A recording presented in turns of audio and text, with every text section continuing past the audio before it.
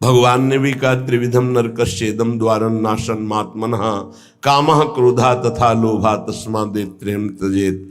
ये तीनों नरक के द्वार हैं, काम क्रोध लोभ, ये निश्चित नरक प्रदान करते हैं। वन्युद्भट ज्वाल कल्पाहा,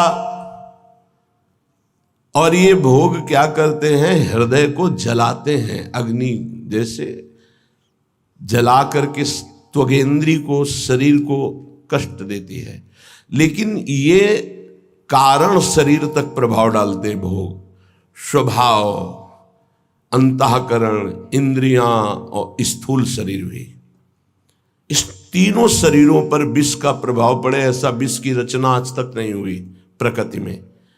प्राकृतिक विष केवल स्थूल शरीर पर प्रभाव डालता है, इस पर, लेकिन ये सर्वे भोगा भवंति प्रबल गरला, ये स्थूल शरीर पर भी प्रभाव डालते हैं, सूक्ष्म शरीर को बसीभूत कर लेते हैं और स्वभाव को बिगाड़ देते हैं। देहाभिमानी पुरुष जब इंद्रियों के द्वारा विषयों का चिंतन करके भोग करता है तो उसके तीनों शरीर बर्बाद हो जाते हैं, तीनों शरीर उसके गंदे हो जाते हैं।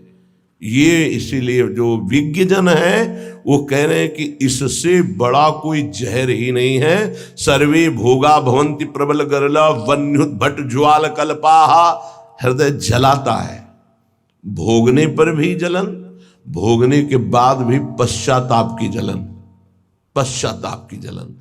और वो पश्चाताप टिकाऊ नहीं होता है, 1 घंटे 2 घंटे जलन हुई, तीसरे घंटे फिर उसी भोग की चिंतन वृत्ति, फिर वही भोग की क्रिया, बड़ी दुर्गति है संसारिक जीव की, बड़ी दुर्गति। ऊपर से चिकना चुपड़ा शांत नजर आ रहा है, अंदर देखो इसमें लिखा है वन्युद्भट ज्वाल कल्पाहा, कामाग्नि क्रोधाग्नि लोभाग्नि, उससे जल रहा है वो।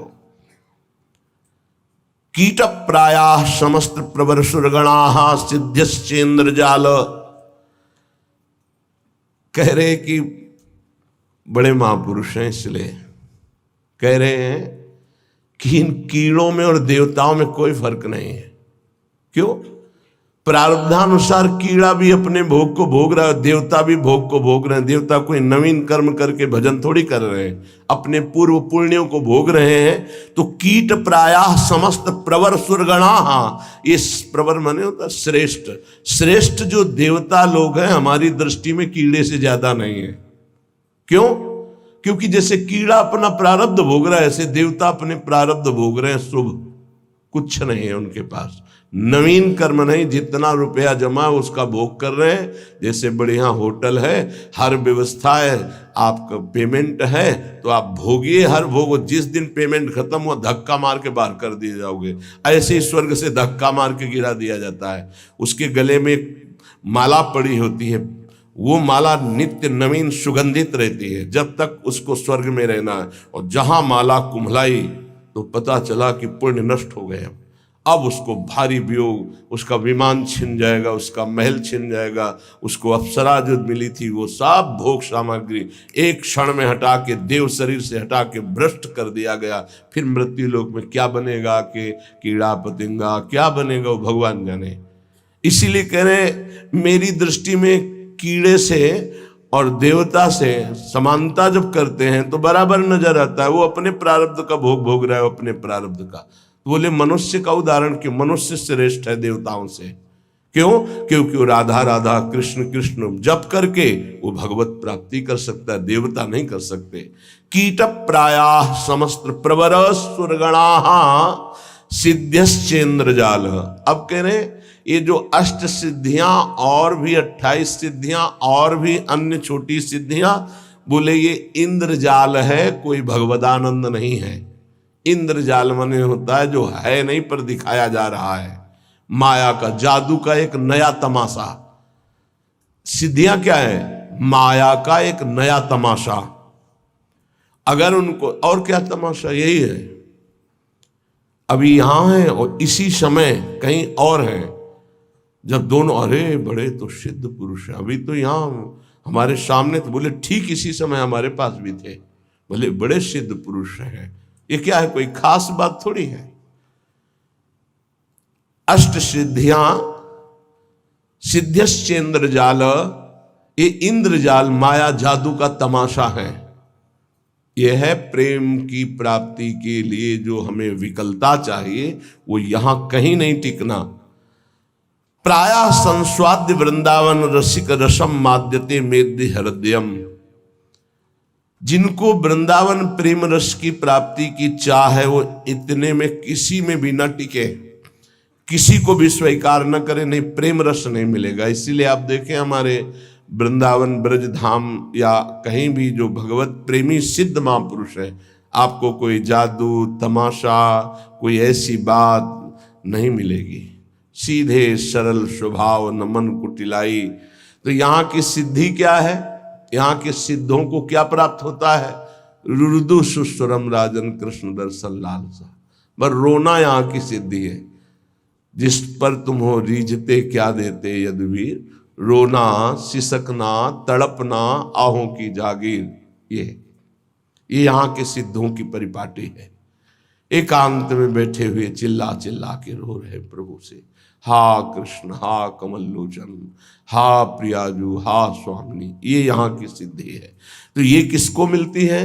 बोले जो मोक्ष को कड़ुआ मान करके, जो समस्त इंद्रियों के भोगों को नरक मान करके, जो समस्त भोगों को महाविष जान करके, क्योंकि ये जलाने वाले हैं, और समस्त देवताओं को भी कीड़े से भी ज्यादा भाव न रखना। कीड़ा अपना प्रारब्ध भोग रहा है, वो अपना प्रारब्ध भोग रहा है। और इंद्रियां है तो जादू का तमाशा। गोस्वामी तुलसीदास जी ने भी लिखा है, रिद्धि सिद्धि पेरे बहु भाई, बुद्धि लोभ दिखावे आई, होए बुद्धि जो परम सयानी, तिन तन चितैना नहित जानी। ये हमारा अमंगल कर देंगी, भगवत प्राप्ति नहीं होने देगी। इसलिए भगवत प्रेमी महात्मा कभी किसी सिद्धि को स्वीकार नहीं करता। इसीलिए बहुत सरल होते। अब फिर उनमें कोई चमत्कार नहीं दिखाई देता। क्या चमत्कार? बाहरी, क्योंकि वो इंद्रजाल स्वीकार नहीं किए। उनका चमत्कार होता है, उनके समीप एक बार जो आ गया और उन पर भाव कर लिया तो उसका जीवन परिवर्तित हो गया। वो भक्त बन गया, भगवान का नाम जापक बन गया, अच्छे आचरण वाला बन गया, मनुष्य जीवन का उसको लाभ मिल गया। ये चमत्कार होता है। तो श्रीपाद कह रहे हैं, श्री वृंदावन का जो महारसास्वादन मतवाला कर देने वाला, मोक्ष सुख को भी थुत्कीकृत करने वाला प्रेम है, उसकी प्राप्ति के लिए यदि आप चल रहे हो तो स्त्री मात्रे मात्र बुद्धि। बहुत ध्यान से सुनिए। गृहस्थ हैं तो जिनके साथ पाणी ग्रहण संस्कार किया है, उनके अलावा आपका किसी के प्रति भी काम भाव वाली वृत्ति का संबंध नहीं होना चाहिए। नहीं, बड़ी दुर्गति होती है। चाहे वो स्त्री शरीर हो चाहे पुरुष शरीर हो, यदि अपनी मर्यादा से अलग, ये देखो धर्म शास्त्र हैं, इनका एक कानून है।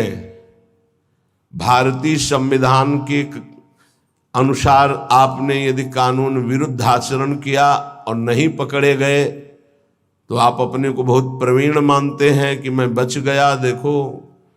लेकिन तुम भारतीय संविधान के प्रगट में दंड ना मिलने पर ऐसा न समझ लेना कि दंड मुक्त हो गए।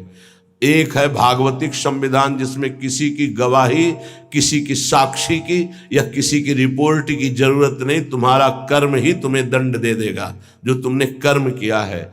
इसलिए जो पति वंचक पर पति रति करई, रो रो नरक कल्प सत परई। जो स्त्री अपने पति की वंचना करके दूसरे पुरुषों के साथ सहवास करती है, बहुत समय तक वो रो रो नरक को प्राप्त होती। ऐसे जो पुरुष पाणी ग्रहण करके अपनी पत्नी को धोखा देकर दूसरी स्त्री के साथ सहवास करता है, ऐसी उसकी दुर्गति होती है। और जो भगवत मार्ग में चलने वाले उपासक हैं, चाहे गृहस्थ हो चाहे विरक्त, समस्त संसार की जितनी भी स्त्री शरीरधारी हैं, उन सब के प्रति पूज्य बुद्धि, भगवत बुद्धि, दैवी बुद्धि, मातृ बुद्धि, ऐसा कहा गया है।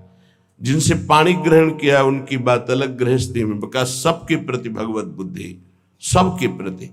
ऐसे विरक्त भाव में गोस्वामी जी इसी की टीका करते हैं। स्त्री मात्रे मात्र बुद्धि के लिए जननी सम जानहि पर नारी, धन पराये विषते विष भारी, जिन्हि राम तुम प्राण